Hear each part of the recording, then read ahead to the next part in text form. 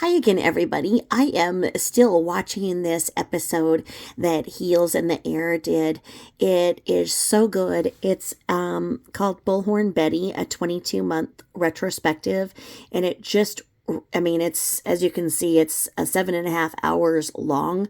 It is really good. Do it just by watching a little bit here and then, just to really be able to see what is going on and why Betty's behavior is so problematic. Heels is on point. She edits her videos perfectly and has good, fun music to go along with it. The music is right on point for the energy level for what is being shown. And she does Heels in the Air as a true journalist, where she puts the behavior out for you to see and for you to see for yourself what is going on. A true journalist does that. They don't interject themselves in and make the content about them and say, and play the victim nonstop. Heels is on point. I absolutely adore her. She does great work. And like I say, her past is in media and journalism, from what I understand, and I think she just does great with that. So I've loved her videos since I came on the scene a year and a half ago, and this one is just really good and informative. As I've stated in my other videos, I thought it was disgusting how Betty and Molly came into that neighborhood where Quentin Simon's alleged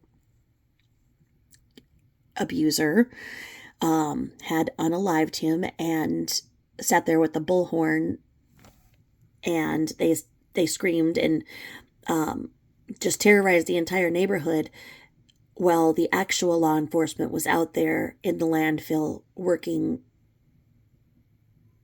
having to smell everything in the landfill in the heat. And she sat there and got all of this money from her subscribers to go there and sit on her fat ass with a bullhorn and scream so loud and terrorize the neighborhood, putting everybody in that town under watch and just absolute chaos.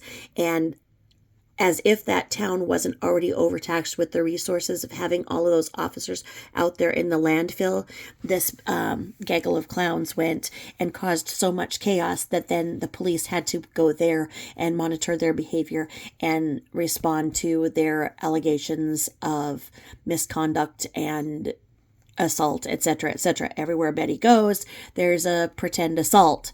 Well, allegedly, I shouldn't say everywhere. I know that everybody is just so critical right now on everything that is said, so I need to be very, very careful and not say everywhere she goes, but everywhere she goes, but a lot of places she goes. She claims that she's the victim of being assaulted. Anyway, when I said what I said, because I thought it was disgusting, because rather than her being grateful for the food catered and sent to them, these ass clowns sitting around making all of the noise and chaos, she said, make sure it's hot next time, instead of saying thank you, because she doesn't have any manners. She's, I don't, ill-mannered. Let's just say that. Because what if the police would have had catered food for them when they were on their breaks from actually going out there and doing the hard work that they were being criticized for, when she was saying terrible allegations about the police chief, etc., etc. She sat there and did that. So I commented. She struck my channel. My channel was terminated. I had to fill out paperwork and explain that I had not broken the terms of service. Rather, she had struck my channel. And what we see with Bullhorn Betty is that she doesn't know how to do anything herself. She goes and she's parasitical in that she needs a host to teach her what to do, to give her a life source to grab onto. She, a tragedy pimp, somebody has the worst thing that could possibly happen to them. She wants to go and capitalize on it and win herself an all expenses paid vacation with meals and airline and hotel, so that then she can go out and be obnoxious and not help at all, but she can go and interfere in active addictions, as she did in my state when she went and caused one of the searches allegedly to be canceled because of her going and harassing actual witnesses for the missing and now located and confirmed to have been unalived Madeline Kingsbury. This is what she does. She sees a tragedy and she thinks, oh, I get another vacation. I get another big old hoard of money, because what does she do with all the money? She doesn't break it down and say, this is so much I pay for a hotel and airfare and meals. What does she break it down to? She needs $50 a meal? Something like that. I'm not kidding. She actually has that. And she was complaining because the steak wasn't good at the airport. Because, Betty, she's got the big beef eater. Nonetheless, listening to this was very, very interesting, because she doesn't know how to figure out who people are. She'll have JLR do it, who's a prolific identity thief, convicted of.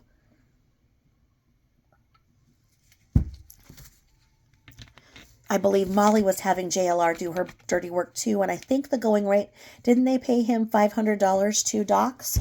So when channels say something about either of them, they pay JLR to do their dirty work.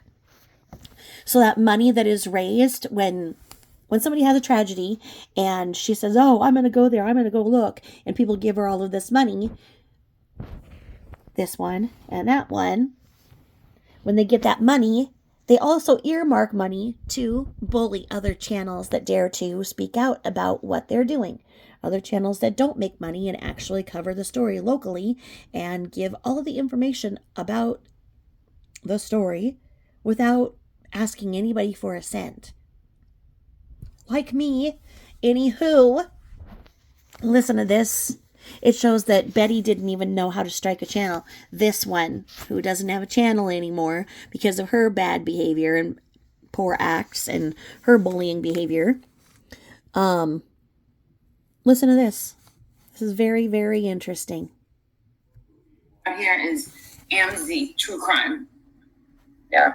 I had struck her, and I had struck her a couple of weeks ago, and she's like, oh my God, can you please take that strike away? On the new channel, please. And I said, I'll think about it. Yeah. Since you've been nice, okay. Now I just got to figure out how to take the strike away.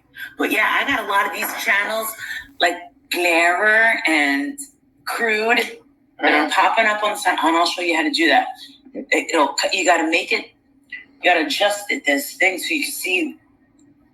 It'll pop up and show all the channels, how much percentage of what they used of your content. Even your lives? Everything. Okay. Yeah, she's going to show me the settings. 2 options. You can give them. Did you see her light up? Because when she wasn't paying that much attention to Molly's talking about how she strikes channels and whatnot, and she's saying she's going to tell Betty how to do it, and Betty's not paying too much attention until she hears that, oh wow, Molly can tell me how to strike lives, because when people record Betty's lives, she didn't know that she could strike for that until her leader here, which is very funny here that they refer to her as Moose Knuckle Magoo. So she's a moose knuckle. I think she's more of a bear claw from what I've seen of the. Anyway, she's not. She's gonna listen. She's gonna learn. Watch. A 7-day warning. Nope, they're all getting striked.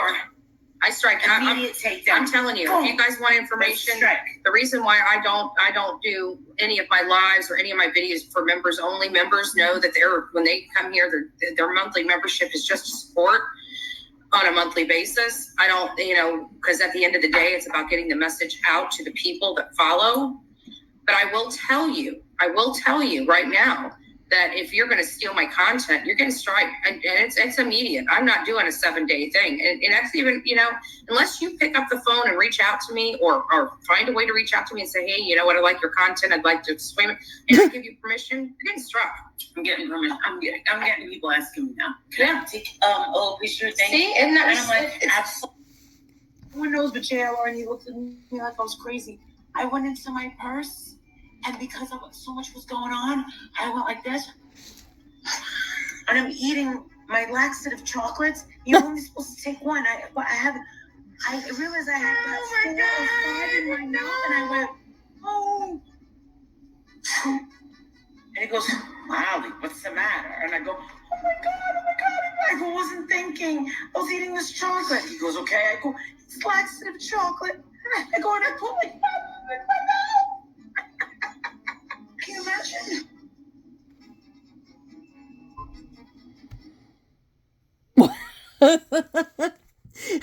9 years earlier, Jonathan eats 25 laxative tablets on camera, apparently just for shits and giggles. But that's there, Jonathan. So anywho, interesting how the history of Betty isn't even that she can figure out how to do her own dirty work. She was taught by the Moose Knuckle Magoo how to do dirty work. Isn't that just lovely? Anywho, thanks for listening, and check out Heels in the Air and all that she does. She does a great job. And thank you, Heels in the Air, for letting me clip this and not striking me. Thank you. Bye-bye.